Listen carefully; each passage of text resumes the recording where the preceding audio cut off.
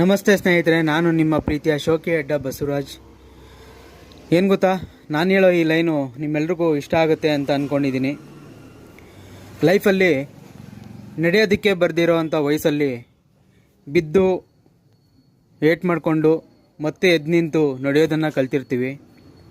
ಅಂಥದ್ರಲ್ಲಿ ಲೈಫಲ್ಲಿ ಯಾವುದೋ ಒಂದು ಸಣ್ಣ ಪುಟ್ಟ ತಪ್ಪಿಗೆ ಜೀವನನೇ ಮುಗ್ದೋಯ್ತು ಅಂತ ಕೈಕೊಟ್ಟು ಕೂತ್ರೆ ಸೋಲೋದು ನೀವು ಮಾತ್ರ ಅಲ್ಲ, ಇಡೀ ನಿಮ್ಮ ಫ್ಯಾಮಿಲಿ. ಸೊ ಯಾವುದು ಗೊತ್ತಿಲ್ದಿರೋ ಅಂಥ ವಯಸ್ಸಲ್ಲೇ ನಾವು ಎದ್ದು ನಿಂತು ನಡೆಯೋದನ್ನು ಕಲಿತವರು ಎಲ್ಲನೂ ಗೊತ್ತಿರೋ ಅಂಥ ವಯಸ್ಸಲ್ಲಿ ಏಕೆ ಎದ್ದೊಳೋದಕ್ಕಾಗಲ್ಲ, ಏಕೆ ಸೋತೋ ಅಂತ ಅನ್ಕೋತೀವಿ.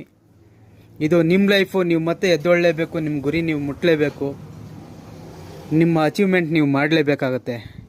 ಹೇಳಿ ಎದ್ದೇಳಿ.